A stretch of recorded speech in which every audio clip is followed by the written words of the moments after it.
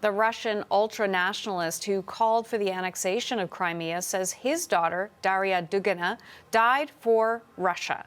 She was killed in a car bombing near Moscow on the weekend. Dugina, who was a commentator on Russian TV, was an outspoken booster of Russia's war on Ukraine. Farah Morali joins us now from London on this story. So Farah, Dugina's father was speaking this morning at her memorial. Can you tell us more on that?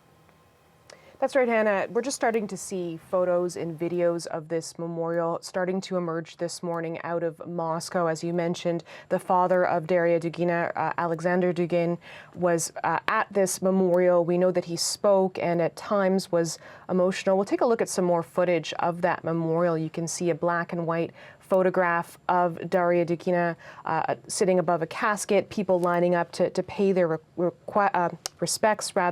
She was, of course, killed when the vehicle she was driving exploded. Her father, as you mentioned, Russian nationalist Alexander Dugin, a close ally of Russian President Vladimir Putin.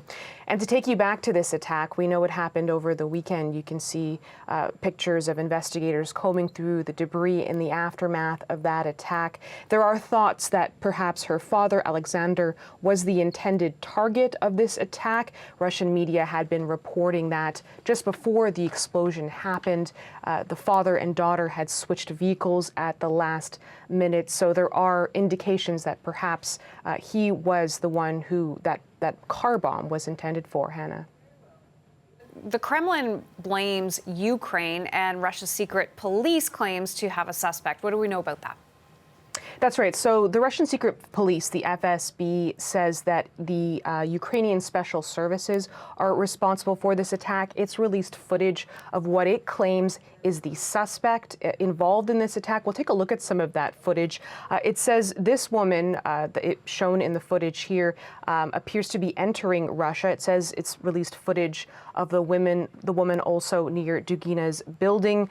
It claims that she managed to escape the country through Estonia, and that, again, this is the suspect at the center of this attack.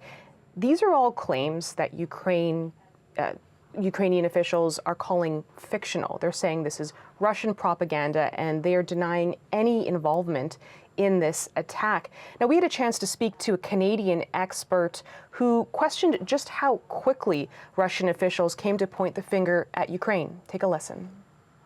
It's not surprising that the FSB has cobbled together so-called evidence that paints a particular Ukrainian to be responsible for the attack, precisely because of the quickness of the evidence being released, questionable as it may be, without really much forensic evidence provided at any rate. I think we are quite right to raise many questions about the quality of the claims being made by the FSB. Now, there are some suggestions that this was a killing that may have been intended to stoke outrage within the country of Russia. Of course, the FSB maintains that they have solved this case, that they believe Ukrainian officials are responsible for the attack. Meanwhile, the Kremlin has released a statement calling the attack vile and cruel. Hannah. Okay, thank you, Farah. Farah Morali in London.